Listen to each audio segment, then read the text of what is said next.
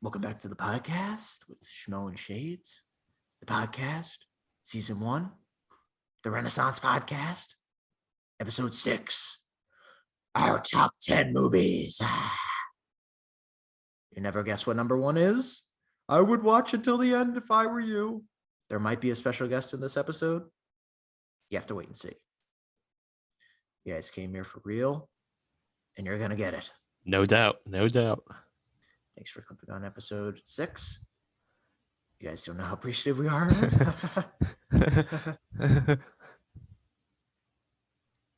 On today's podcast, we'll be inviting on a special guest.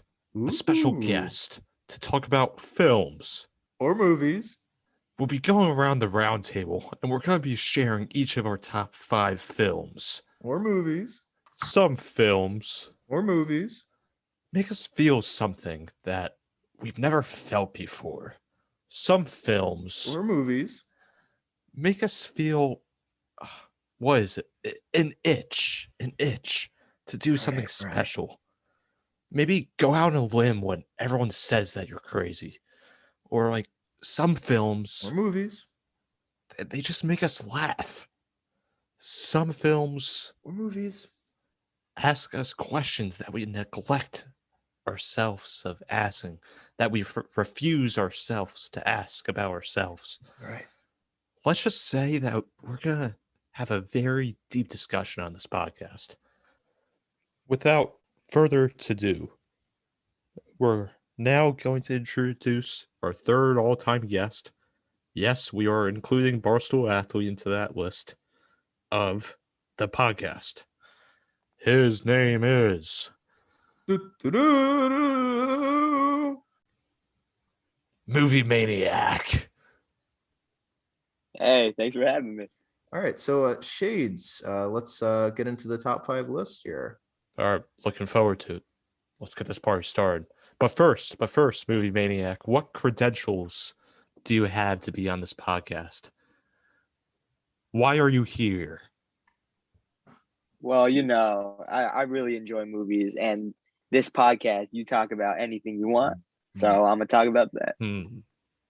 And sounds good to me. Yeah, let's get to it. That's something about the podcast that really sort of attracts a lot of our listeners. They see that we just talk about just to go back to the season title, the Renaissance podcast, right? We talk about anything and everything. We're not afraid to get real. Not afraid. We're really not. Get into. I know we've been talking about this a lot recently. The filth of discussion, and that's what we're gonna do today. We're getting into movies. All right. So I guess I'll get this party started. All right. By all means, bro. Let's do this. All right. So I don't know how you guys made up your list, but I took a very inquisitive approach, I'd say. Would you say an inquisitive, decisive approach? Perhaps. Well, let me tell you why I did. All of my movies are different genres, so people can't say to me when I walk into the park tomorrow, yo, all of your movies are literally the same. No, not mine. I get real here. I go different. So with my 5th favorite movie, it's a comedy. Okay. And let me tell you, critics are going to have a different viewpoint. But to tell you the truth, I really don't care. The movie is called Blades of Glory. Came out in 2005, and Blades of Glory has an all-star cast. Let me tell you who's in it. Will Ferrell, Jenna Fisher, Will Arnett, Amy Poehler, John Heather. Just comedy all over the place. It's freaking amazing. The plot of the movie. Let me tell you about the plot. Schmoe, you want to explain to our listeners on what a plot is? Plot. Yes, a plot. Well, there's a number of different interpretations when I mean, especially with a word like plot. But for example, if you're going to discuss a plot, right? Mm-hmm. Would that typically would that be typically I would imagine in a financial setting, correct? Would that be would I be going on a limb to make that assumption? If you were to be talking about a plot, it would be All right. in a if you were to be purchasing a plot, correct? No. Plot A of plot is more of a summary of a book or movie that you watch or film. So yeah, you're wrong. I was just trying to include you on the discussion, but I'm not going to do that next time.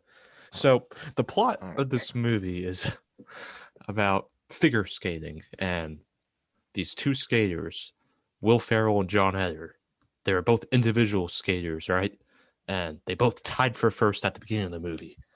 But when they were on the podium, they fought each other, and then they got banned for life from the Olympics. But there's a loophole. You guys know what that loophole is? No, No explain idea. it to us. Nothing says that they can't come back as a team. So the coach of the film, Craig T. Nelson, also known as Coach Robert, he comes back and he's like, "How about you guys form a team? You'll be a dynamic duo." And the funny part is they're a male team that they've never seen anything like that before. Along the way, they have to challenge two other competitors, which is Amy Poehler and Will Arnett, as Strands Fairchild and Van Fairchild. So that's the plot, and it's comedy gold. Let me tell you that. Right. And Well, I'm not going to spoil the end. I'm not going to. You're saying it's a comedy, but would you care to share one of the jokes of the film? Or maybe like a perhaps like a one-liner that really that you really appreciated? You just have to enjoy the experience for yourself. There's this one scene where Will Arnett is chasing Will Ferrell along a big ice path, and they're both in skates. And Will Arnett eventually gets to Will Ferrell, and he dumps him in the ice cold water, and he thinks that's it. But no, Will Ferrell comes back, and he does skate that final skate. That's the that was your example of the comedy of the film. I don't really see how that's funny, man. Maybe you should go listen. Maybe you should watch it for yourself. All right, it's a very funny film. It's hardly a comedy, but Yes, it is. okay, all right. Yes, it is. Okay. Is there with regards to Blades of Glory, Yes. is there something about the film, maybe something, a theme of the podcast that sort of you took inspiration from Blades of Glory, No, or something no. maybe in the no inspiration. I Okay. found it to be funny. It's a comedy. I do Okay. not look for themes in comedy movies. The Oh, ultimate goal of a comedy is to make you laugh. what about the title, Blades of Glory? What does glory have to do with the podcast? What would you say Well, I would glory? say a man's duty in this world. Okay. There to have a duty, a sense of I'm the man. Mm-hmm. I have to control the You situation. Not only that, but I'd even argue that there's a popular word that we've been using on this podcast, and that I mean a lot of people are familiar with now. Is it? Partly due to our wide reach, our wide reach of audience. I But think I'm I gonna know bring up where the you're word. going with I'm gonna bring this. the word. Pietas. Yep. Pietas. Yep. That's it. Pietas, duty, a sense of duty, a sense of willing Yeah. to I do feel like your there's no duty for pietas in glory. this movie. Well, it's in the title. It has glory. You're doing it for a greater purpose. Well, maybe you should watch the movie and get back to me. All right, let's go to our next movie. Okay. I'm gonna throw my words to movie maniac, and he can take over from here. Thank you, So- thank you. Begin. All right, so for my top 5, starting at 5, I got a Marvel movie out here, but not just any Ooh. Marvel movie. Okay, all My right. favorite Marvel movie, Guardians of the Galaxy. Okay. Are you guys familiar with that? Am you're I right, you're familiar laughing. with it? Familiar would be a bit of a Understatement? an understatement. Yes, thank you. Yeah, that movie, that has the most replay value. That's how I judge my top 5 list. Movies I could watch over and over. And Guardians of the Galaxy, well, that's the number 1 Marvel movie that I can just rewatch over and over. All right, well, explain to us what makes it have that rewatch value. What gives you that Maybe- itch to rewatch it? Maybe skim over the plot. While you're at I it. got you. So basically, the human, who is Peter Quill in this situation, gets kidnapped by alien pirates, and then he's forced to become a bounty hunter in space, and he runs into some trouble along the way. Well, I just off the bat, I kind of notice a bit of I mean, I hate to call out Guardians of the Galaxy, the director. I'm sure he's very and the writers of the film, but he seems a bit unrealistic. I'm not sure if you guys are familiar with the profession of bounty hunting, but as I'm aware of it, I'm pretty sure it's reserved for Earth, the planet of Earth, and the idea of a intergalactic bounty hunter. It seems a little unrealistic. I don't know, man. Guardians of the Galaxy, I think that's the most realistic movie out there. You know, we got Okay. a green woman walking around, a talking raccoon. You've never seen I a talking raccoon disagree. before? Okay. I disagree. Agree to disagree. Although there are aliens out there, I don't believe that this is that realistic of a film, but everyone's entitled to their own opinion. Okay. Well, with regards to Guardians of the Galaxy, would you say there was a takeaway? Was there a takeaway of the film that that inspired you, that you could take and give to our audience here? Something about the film that was like, wow. I got you. So, Peter Quill, Mm, like, he didn't have the best of upbringings. He had a very troublesome life. mm, And then he goes all the way that journey. He becomes a hero at the end. So it doesn't matter where you start off from, it's how you finish. And ooh, you can really take your life how you want to take it. Your Wow. past doesn't have to define you, you know? Yeah. Wow. I have no words to really Beautifully said. say. Yeah, so I don't think I can add any more to that. I guess it's up to me now. Am I supposed to give Well, top 5? let's first congratulate Movie Maniac for yeah, just let's give it a round of applause. Here, Yeah. Movie Maniac. Yeah, Movie Maniac. Woohoo! Yeah. Okay. I see you. Number I 5. got you. Number 5 on my list. Yeah. The Birds. I'm sure you're all familiar with the film, The Birds. I'm more familiar Yes. with the novella. Oh, you're familiar with the popular novella by Daphne du Maurier's novella The Birds, first published in 1952, the short story collection The Apple Tree. Yes, I am. Would you care to explain it? I'll leave that to you. All right. Well, just off the top of my head, the protagonist of the novella is a farmhand living in Cornwall, and the conclusion of the story is a bit pessimistic for my taste. But the novella was adapted by Evan Hunter. I'm sure you know him, Evan Hunter. Yeah, 100%. All right.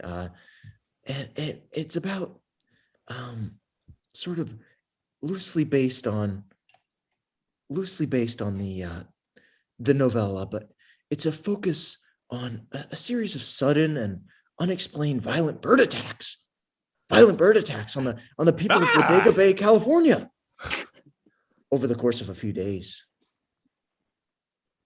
The film is a classic, an American classic. It's a natural horror thriller film, produced and directed by Alfred Hitchcock. Legend. It's His name. It would be Alfred Hitchcock. Yeah, dude, the word hitch, it's so funny, bro. Wait. What did you say, Boo? That's not this podcast, bro. What? That's not this podcast. That's not this podcast. All right, you know what? All right, we're just gonna have to restart this whole thing over. Hey, you might have to cut it. All right, we're cutting. All right, you know what? I'm moving on. Whatever. The birds. 1963. It changed. I'd even argue changed my life, changed the lives of many. And it's all around good number 5. You have nothing else to add. It seems like you rushed your list. I did not rush my list. Really, you have nothing else to add to the birds. Is there No, anything that it's, just makes you want to go back to it again? What? Well, I mean, it's really the whole film was something I would go back for. I mean, it's really just a all around natural, all around horror, and something that I'll continue to go back for more inspiration for my for literature purposes and for just experience in life. Perfect. All right. So I'm back, right? I'm doing number 4 now. Is that correct? Yeah, we just finished number 5, I guess. Yeah, go on. Number 4. My number 4. It's a thriller, a horror. It is called Ooh. And wow. Before I go any further, let me just say, pick. Number 4, but go on. I think I know my list. Jordan Peele, the director, you killed it. If you thought he was only a comedy writer and director, let me just say, you're simply wrong. You're simply wrong. Let me explain to you the plot of this movie. Now that Chris and his girlfriend, Rose, they're a interracial couple. They've reached the meet the parents' milestone of their dating life, and she invites him for a weekend getaway upstate with their parents. Mm-hmm.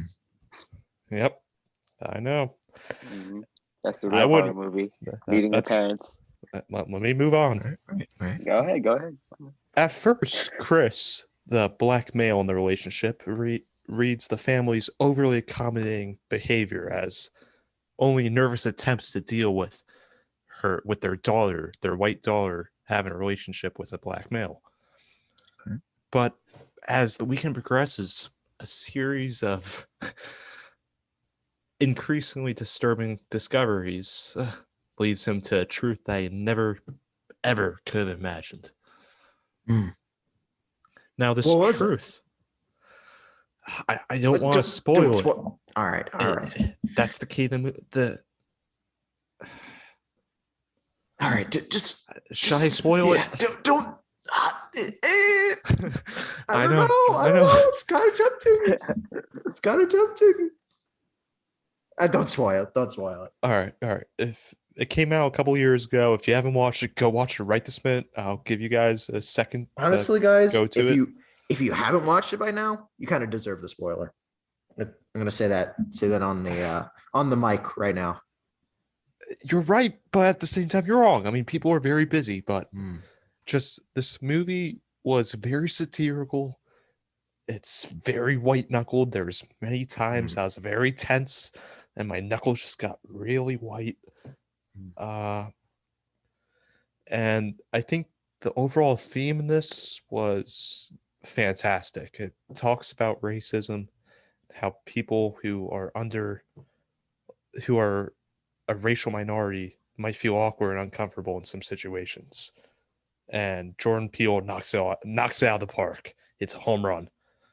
And the whole cast was good. So I'm going to leave at that. I'll let you guys listen to it or watch it. All right. You listen to the podcast. You watch Get Out. It's as simple as that. Yes. All right. Well, is there anything else about Get Out? Was there? It's really a thriller. It really is. There was many times where I was like, holy crap. But it had you I'm not sure if you're familiar with the expression. It had you on the edge of your seat. Yes, on the edge of your seat. I was very sweaty throughout the film. Let me just tell you that. Clammy. You were clammy. Yes, clammy. I was nervous about what was going to happen. But just the ending, the twist. Twist was amazing at the end. Let me just tell you that. Yes. You have to watch it. You have to. All right. Well, Movie Maniac, would you care to piggyback off of Shades here and give a number 4? Number 4 movie? Thank you. For my number 4, I got Scott Pilgrim versus the World. Michael Cera. Very good movie. All right. Okay. You guys familiar? No, yeah, I'm not. Yeah. I'm not at all. Please tell us what it's about. So it's a comedy action movie, and basically and a romance. And a romance. The bass guitarist from a garage band. He starts dating this girl, but it turns out this girl has 7 ex-boyfriends that created a league, and they wanted to fight over her. So he needs to defeat all 7 of her evil exes before she can start dating. And it's a very funny movie. Each ex has their own power. Each ex has their own way of fighting, and it's just all around a good movie. That is a very unique movie you just brought up. I would have never thought of that plot. The film premiered after a panel discussion at the San Diego Comic-Con International, July 22nd, 2010, right? Yeah. That it's crazy to think that movie's 11 years old now. Yeah, I remember watching it as a kid. This movie's so good, man. It's crazy, but it's true. Just time flies. It really does. It really does. Yeah, can't deny Michael that. Cera still looks the same though. He's looked the same now. for the past 15 years. He could still play a teenage kid at his acting career right now. I know. He could play a 15-year-old kid still. He's quite a talent, let me tell you. Yeah. He's a talent, but he's also a good actor, I would say. Yeah. I mean, a lot of his roles are like kind of the same like character. Awkward dude. Yeah, but you know what? That's all right in this movie. That's you can't deny his hustle. You can't. Yeah. He still gets the bag. Exactly. Just by acting weird. So you heard here, guys. If you're interested in a good comedy romance, watch Blades Glory and now Movie Maniacs film Scott Pilgrim vs. the World. Highly recommend. I guess that leaves it to me here with my number 4.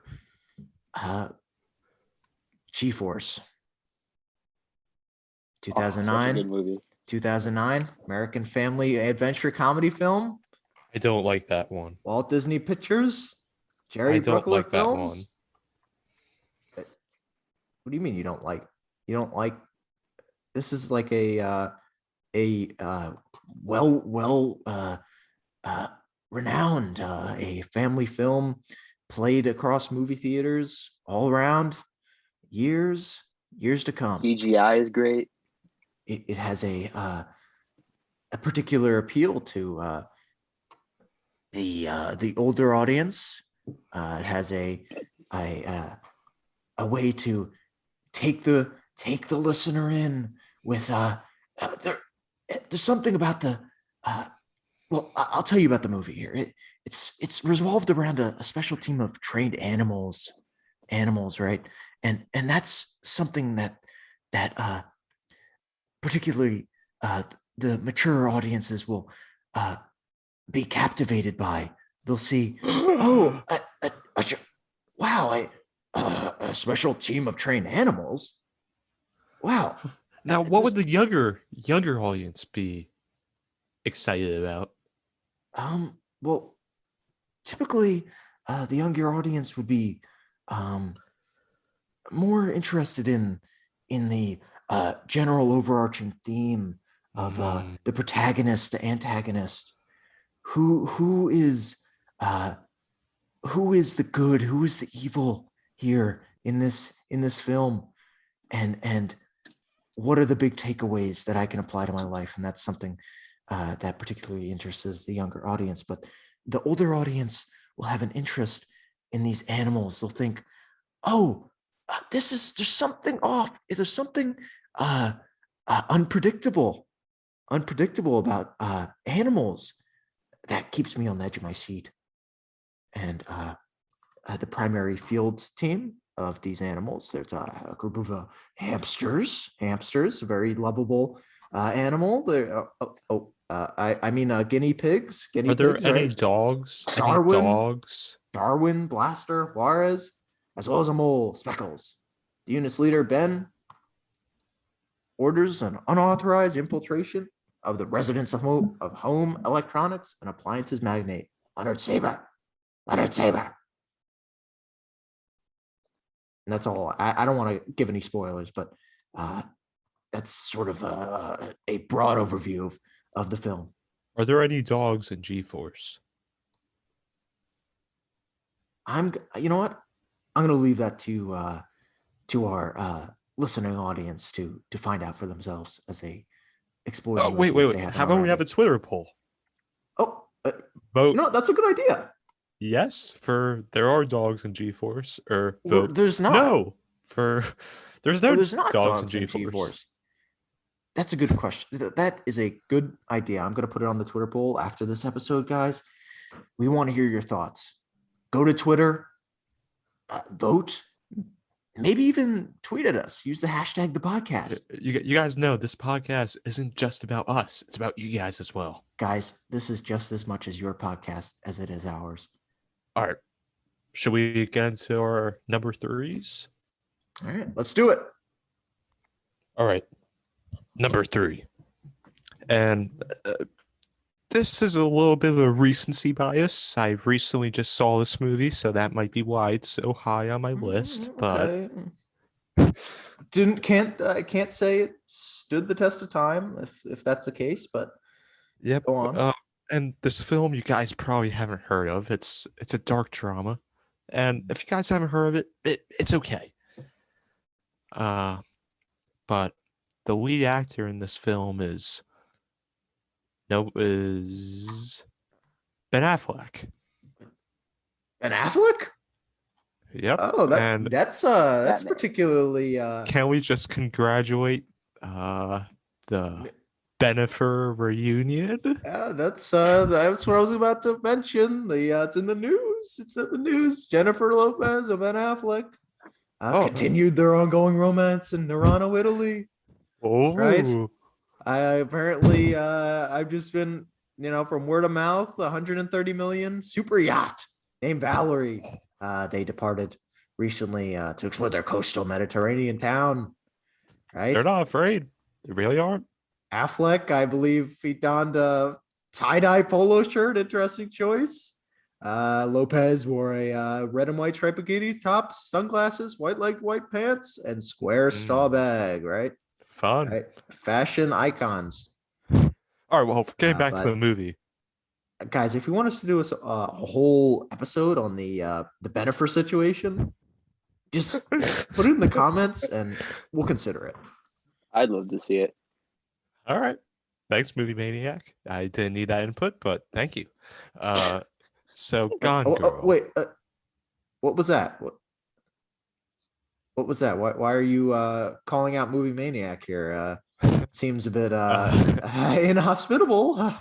Calling out. I was just making a statement, but can we please go back to the topic? I can't help but notice it just seemed a little hostile to me. All right. Well, how about you? Right, I'll be hostile to you too if you don't stop. It's because he knows his movie's lame. Oof. All right. Okay, back on topic, Gone Girl. And let me just say, the director, David Fincher, he took it. Some of the shots in the film were just brilliant, very suspenseful. So the overall plot of the film is that Ben Affleck, he's pretty much framed for the murder of his wife. And guess who framed the murder? Guess. His own wife. His own wife framed his murder. Boring. What was that? Nothing. It sounds like something didn't hear from. anything. Go on. It sounds like something from your unspecified Go location. Go on. All right, but go on. that's very distracting. You might want to answer that. Continue. It's very distracting. This isn't professional. It's It sounds important. That's why. Just That's why continue with Spotify Weekly this is say we're still amateur podcasters. that's not the case. It's no, ignore that.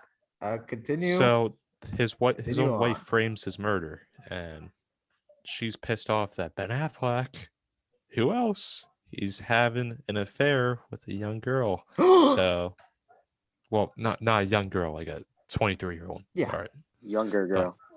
No, it's like a 23-year-old. But Continue. Ben Affleck is framed for the murder, and this just shows the theme that the media, they can twist the story however they want to twist it. Sometimes they like Ben Affleck in this film, and other times they ridicule him, and they say how a horrible person he is because he might have been the person to kill his own wife. But in reality, the wife's a psychopath. That's the bottom line. And credit to Rosamund Pike for being that good in this movie. And just one other thing. When Neil Patrick Harris was in this film, it just felt off for me. I thought that was a poor casting choice by David Fincher. But what about Neil Patrick Harris? Was what made you think off? What was it about his? I didn't feel like he fit the role that he was in. Like, I don't think he did a good job playing the role of being the follower of Rosamund Pike, you know? All right, I've heard enough. I've heard enough. He was always obsessed with her. I've heard enough. Movie Maniac, number 3. Number 3, we got Kingsman: Secret Service. Okay. Interesting. Action comedy. Again, there's a certain theme along my movies. They're mostly I'm more action diverse comedies. with mine.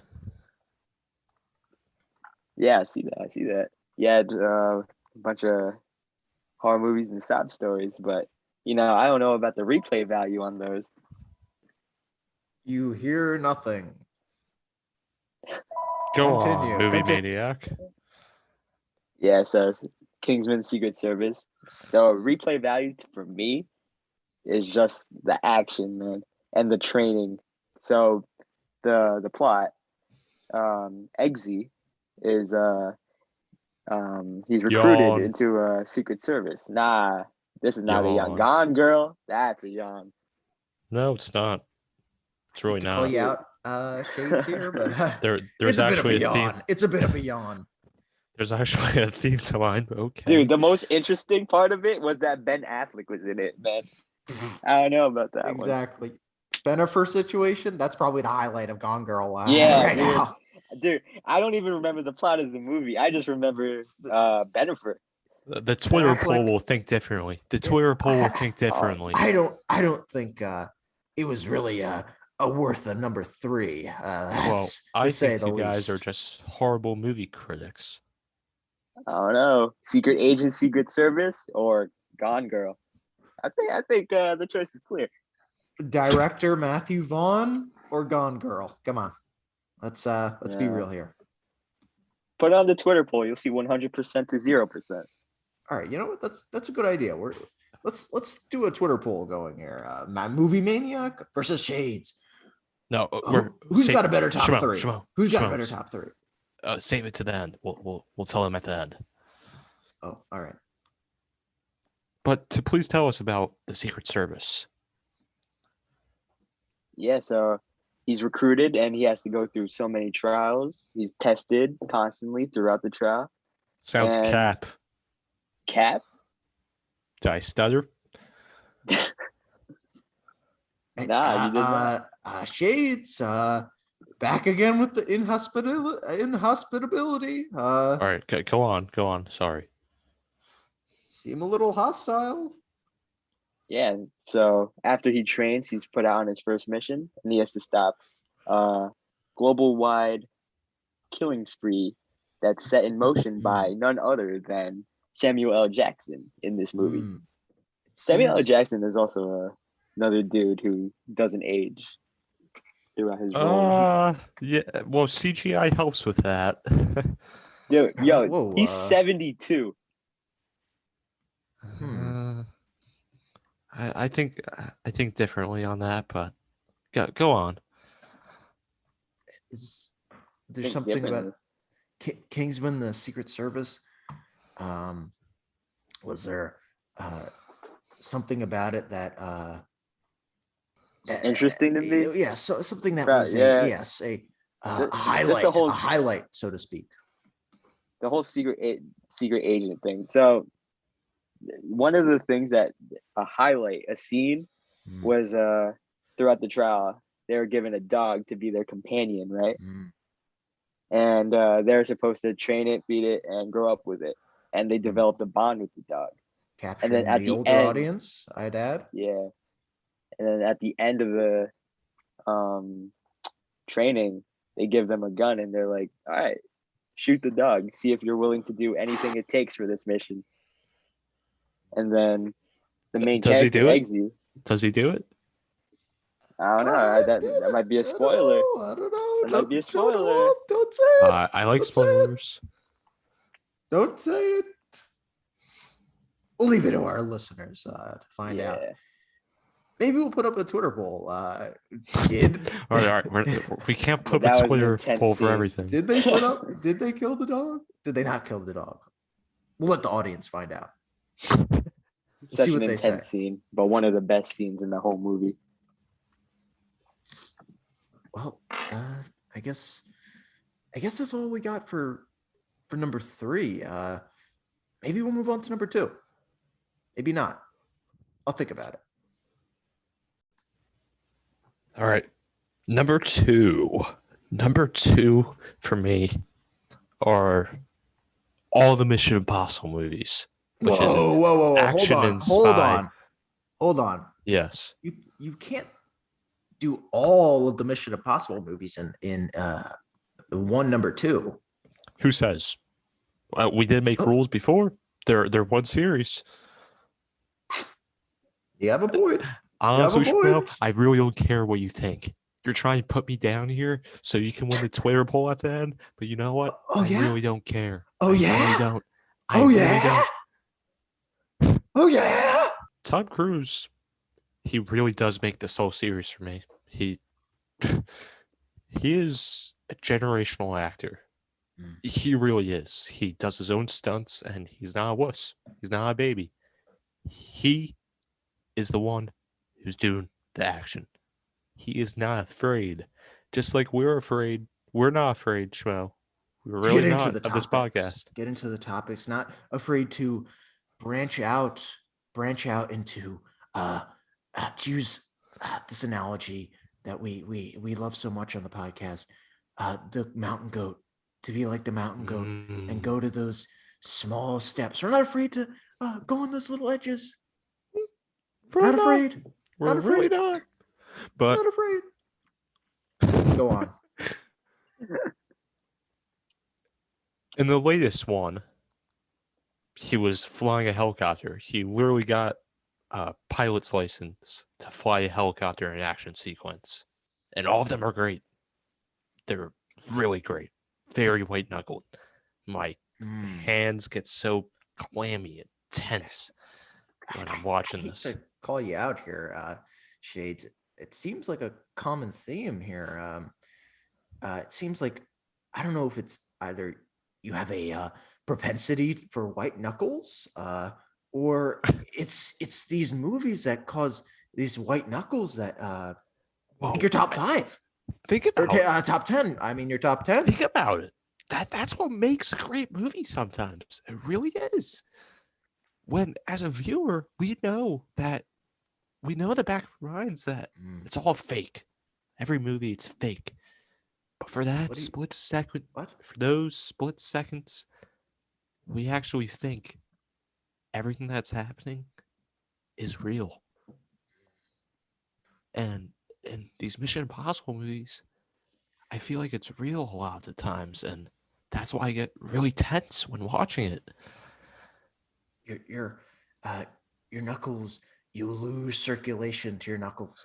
Yeah, because I'm gripping my hand so tight. Focused. You're so into the movie. You're so completely in the zone, so to speak. Yes. In the zone that all the blood is going to your brain in order to maintain that focus and pay attention to the plot. Correct. And the movie makes us pay attention to its plot. They don't baby us. They don't. You have to listen to every single word that the movie tells us, because they don't baby us. They really don't.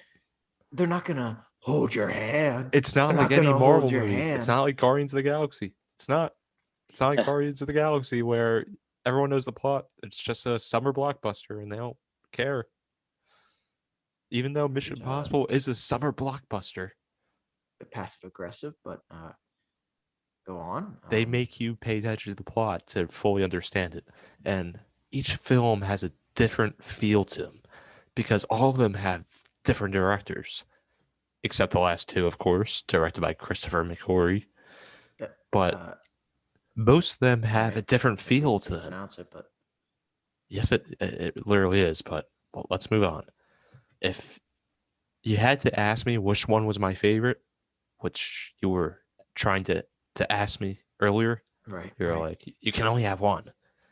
It's probably explicitly in the rules. I give you that, but I found a loophole. It's probably Mission Impossible 3, and if I had to add another one, it will be Mission Impossible 6. It's just because. What was it about Mission Impossible 3 that piqued your interest? Just the action sequences. They were just so sick. They really were. What was your favorite one? The one when they were on the bridge, Tom Cruise was in a shootout with a helicopter. Something about was there a perhaps a scene about rescuing someone? Yes, there was at the beginning of the film. You like to share to the audience? Ethan Hunt, he tries to rescue a female agent that he knows from the previous movie. And the villain of the film, played by Philip Seymour Hoffman, he plants a bomb in her head. And Tom Cruise's mission is to defuse the bomb that's going off in her head. Unfortunately, and now he didn't do it in time. This this bomb, you're saying the bomb was in her head. In her head. Was it perhaps a bit of a I know you're familiar with Gone Girl. I know you're familiar with psychological thrillers. Was this bomb perhaps a one of psychological value? Psychological value? No. Was it It perhaps was a real symbolic? bomb. It was a real Symbolic bomb. of the Let me the talk. was it was it perhaps symbolic of the value of the agent, her head? Was it perhaps a value of her life? Was that the bomb? Was No, it a threat on her I life? really don't think so. I think it was just the villain plants a bomb in her head and Tom Cruise tries to defuse it. But he didn't do it enough time, even though he did end up rescuing her. He did defuse the bomb. Right. That's And I think that's the theme for both Mission Impossible 3 and Mission that could be Impossible an 6. interpretation. That could be an Both interpretation. have great villains. MI3 and MI6. MI3 by Philip Seymour Hoffman, rest in peace. Mission Impossible 6 by Henry Cavill. Just fantastic villains. Superman. Yeah. And that's just why I love these movies so much. They just connect me to the characters like no other action films do. Right. Well, number 2, Movie Maniac. Would you care to share your number 2? Please do. Number 2, I got Star Wars. Not just I like all of the movies, okay, but in particular, Revenge of the Sith. Loophole? Oh, all right. Revenge of the what? Okay, Revenge of the Sith. Revenge of the Sith. Oh, Okay. Tell us. The third movie with Anakin Skywalker, Obi-Wan, All right. Palpatine. Man, that movie is great. And that movie, not only is it a good movie, but it started a lot of memes. It was a lot of what Plagueis memes? What a memes lot in of, particular? What I love memes in democracy particular? memes. A lot of the Senate memes. Mostly Emperor Palpatine. I'm not familiar with this word. Memes? Memes. What's a meme? Expand on that for our audience that doesn't know already. If we're unfamiliar with a meme would be a joke, but it's usually a picture and a description. Well, I'm just gonna take a moment here, guys. If you don't know a word, what do you do, Shades? What do you do if you don't know a word? You look it up. Right. Google is your friend, guys. Google's your friend. And so I'm going to take a moment here, look up meme. Meme. Okay. It says here a noun. A noun. It says, it seems a little bit different from your definition here, Movie Maniac. It says here an element of culture, of a culture or system of behavior that may be considered to be passed down from one individual to another by non-genetic memes, especially imitation. How about that second definition right there? No, I see here. This is the definition. I'm looking at the definition. I'm also looking at Google, and looks like there's 2 definitions. No, that seems like the only one here. Don't lie to us. And fess up. Fess up, Schmoe. It says here one definition. And it's honestly, I think that might have been the wrong usage of the word. Well, I'm gonna call you out. There's 2 definitions. No. No. Yeah, there's you see that there's a bullet point. No, that would mean I don't 2. see anything like that. But I'm not gonna dwell on it. I'm not gonna dwell on it. But let's try and when we're gonna be using new words for our audience. Let's try and use them correctly to not confuse the listeners. From now on. Consider that a warning, Movie Maniac. Consider it a warning. I don't know. Maybe you need to get your facts right. What? All right. Did I say that? What did?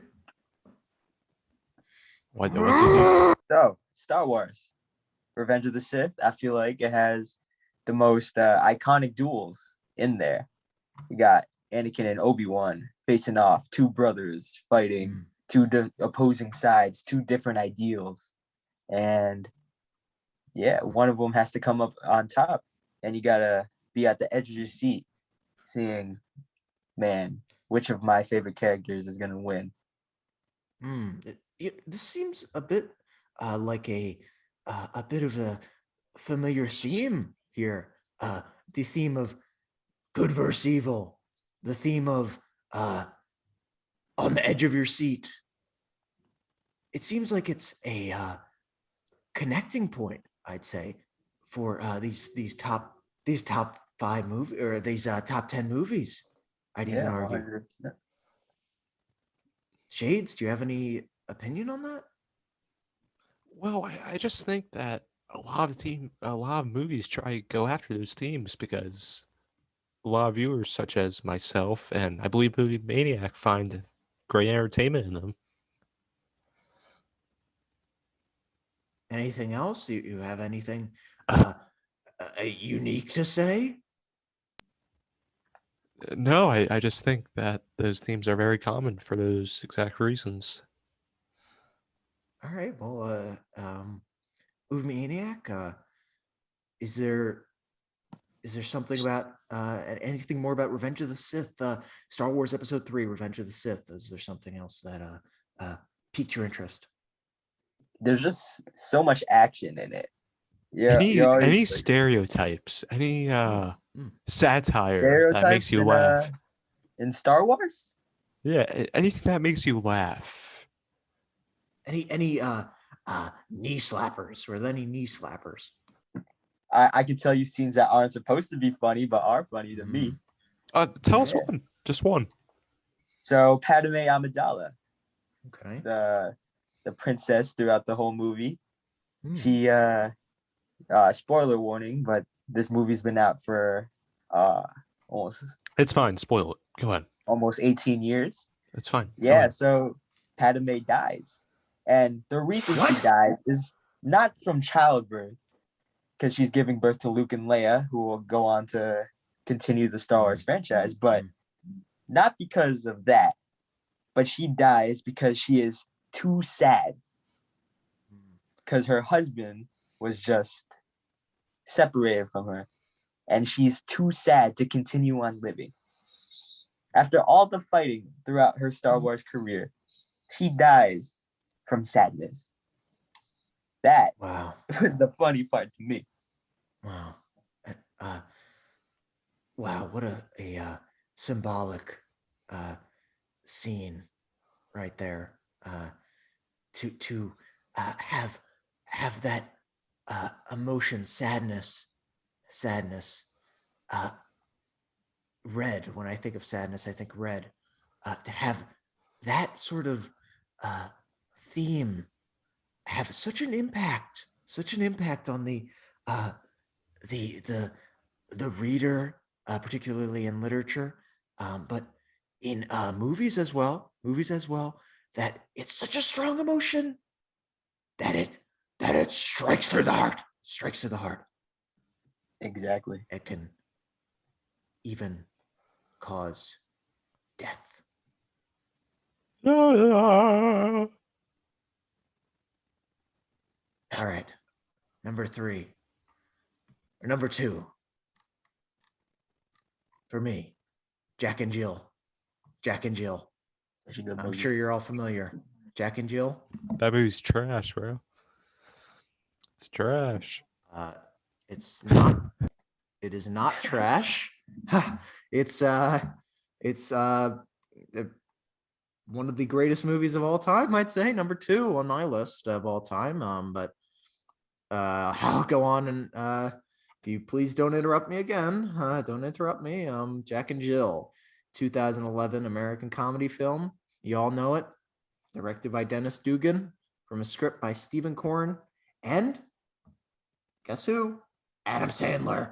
Sandler as Jack and Jill sort of a bit Wait, of a did Adam Sandler play both Jack and Jill?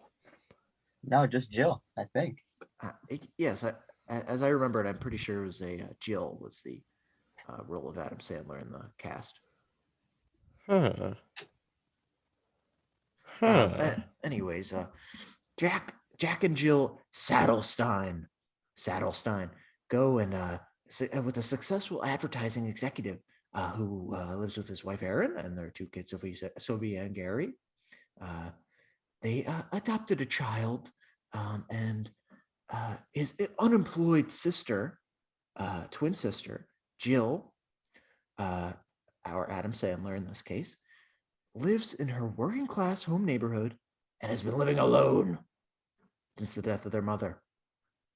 She visits Jack for Thanksgiving, plans to stay until after Hanukkah with an open-ended plane ticket.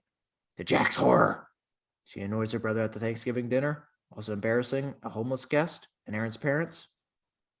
An all-around hilarious movie. Hilarious, and I'd even argue another connecting point of the themes of On the Edge of Your Seat and Good versus Evil. Can you tell us more about the good versus evil theme? Like, why was there a good versus evil theme? Yeah, so about the film,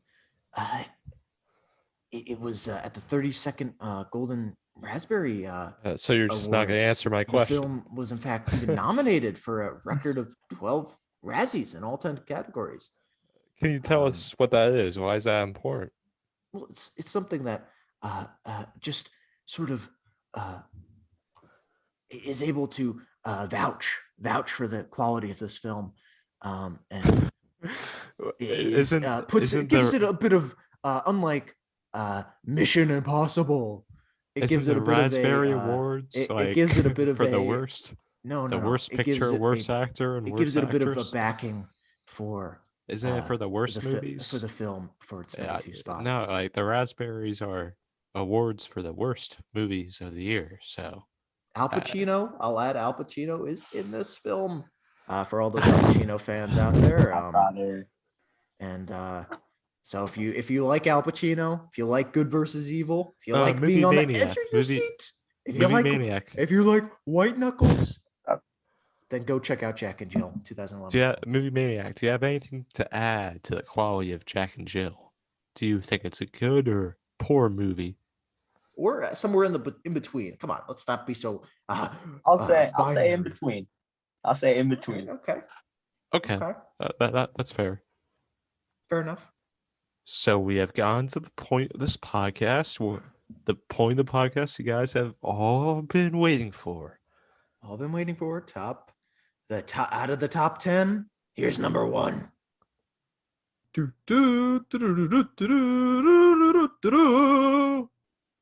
Field of Dreams. Family, adventure, sport. All right. Where do I even start? This movie's been around for as long as I can remember. I remember watching it 10 years ago, a couple of days ago. And everywhere in between, would you say? Because that's what I would rank my number 1 at. But. Yes. And I just really connect with the theme to it, you know? Take a chance. Take a chance. All right. Even when everyone thinks you're crazy, why not? Go for it. When you have that itch, go for it. So in this film, there's a guy who owns a farm and he has a family, and there's this little voice that says to him, if you build it, it will come. If you build it, it will come.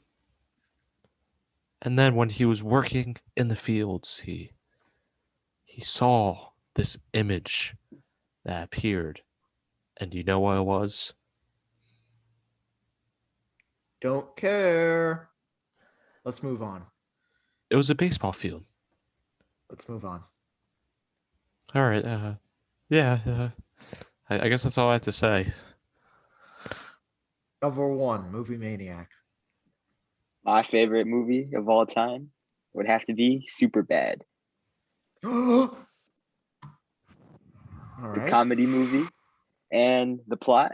So there's three high school seniors. They're about to graduate, and they get invited to a party, and they have to get liquor for this party, in hopes of getting laid that night.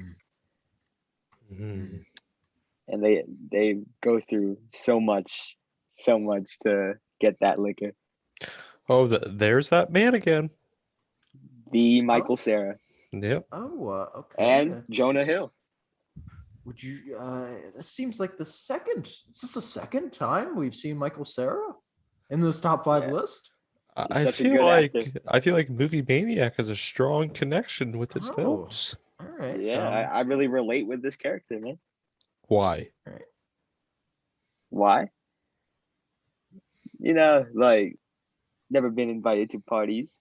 So seeing this man get invited to a party and seeing him succeed, I'm rooting for him. I'm on team Michael Cera, man. I've been quite the opposite in my lifetime. Let me tell you. Yeah. The nightlife is my scene. It's a. That's your forte. That's your forte. You can say that again.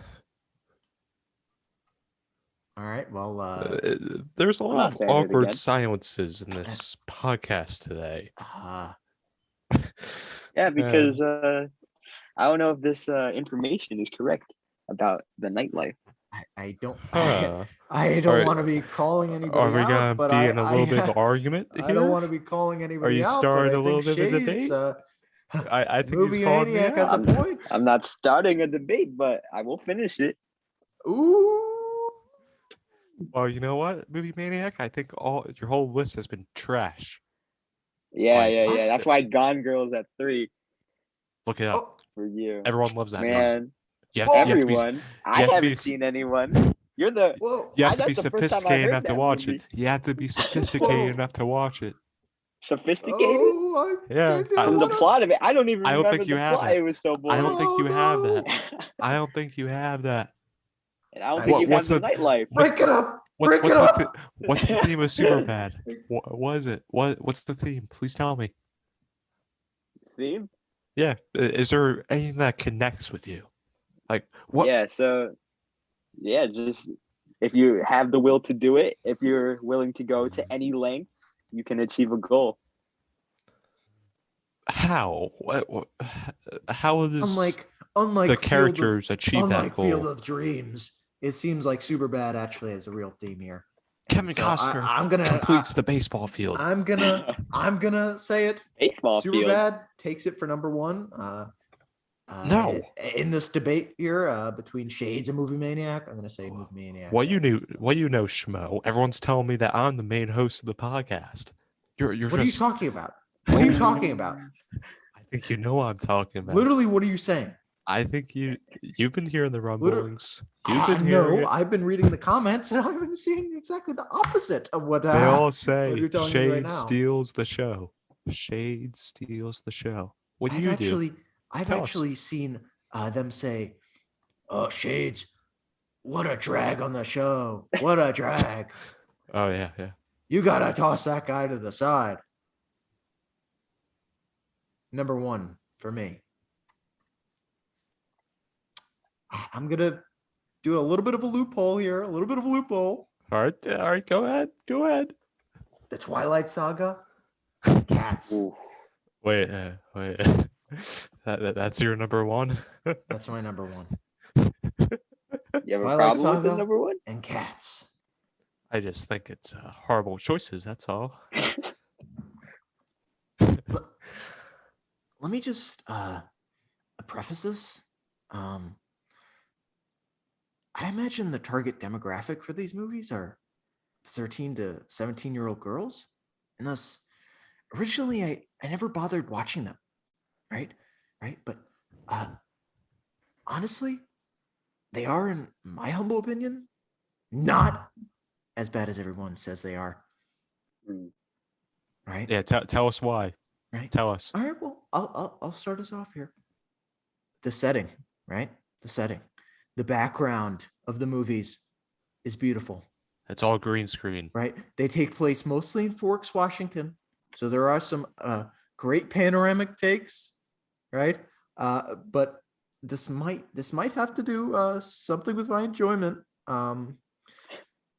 But since I'd like to live in a place like that, but let me just say here, the relationships shown in the movie, they're not by any means realistic, but they're not supposed to be, right? They're not supposed to be.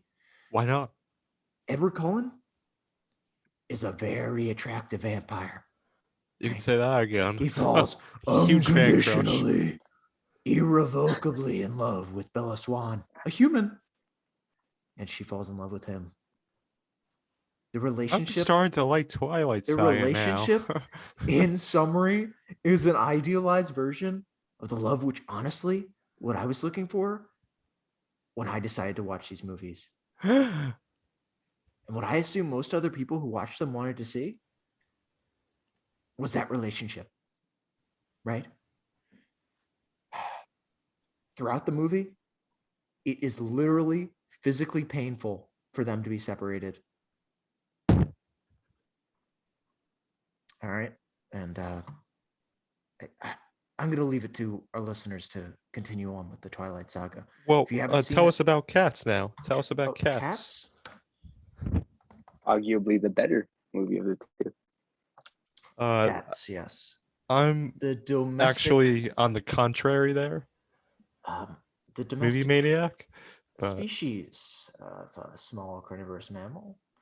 It is the only domesticated species in the family Felidae and is often referred to as a domestic cat. Distinguish it from wild members of the family. Cat can either be a house cat, farm cat, or feral cat.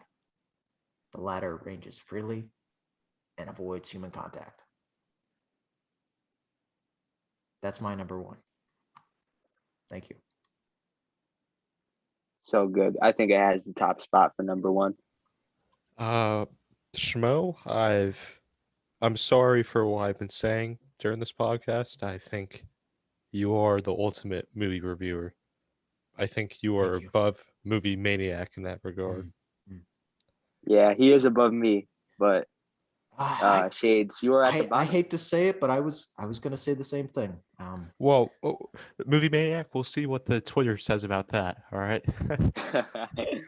Guys, as our listeners know, I'll be taking the number one in this spot, but number two is still reserved for Movie Maniac and Shades. We'll get a Twitter poll going. Go check it out. Leave comments. Share. You on guys can Twitter, vote share on Spotify. who had the best list of movies, Who me has the best or Movie Maniac. for number two. I hope you guys enjoyed this episode, and you guys should get ready for the next. Please don't move a muscle. Stay on Movie the edge of your Maniac? seat. Any last things that you want to say before ending this? Thank you Some for final having me. words. All right. Anyone with a topic out there, anyone who wants to talk about something they're passionate about, Come get shout on us this out. podcast. Tell This us. is the podcast to be on. Let's go. I think him and Curious George 2.0, Schmoe. I think they're both great special guests. I really don't know who's the better one. Maybe that's another Twitter I don't poll. know. Maybe we'll have a debate betwing the two. I don't know. We'll see. Oh, debate. The All right, debate, maybe let's if go. you guys want it. If you We'll guys get want on that. But guys, if you want to be like Movie Maniac and Curious George 2.0, you got topics, you got real, come to us. Come to us. Email us. You know where to find us. That's all I have to say. Shades, you want to close us out? all right, for our next episode, we'll be telling you guys about a story that's impacted us and how we've responded. That's all we're gonna say. Until then, deuces. Ciao. Peace.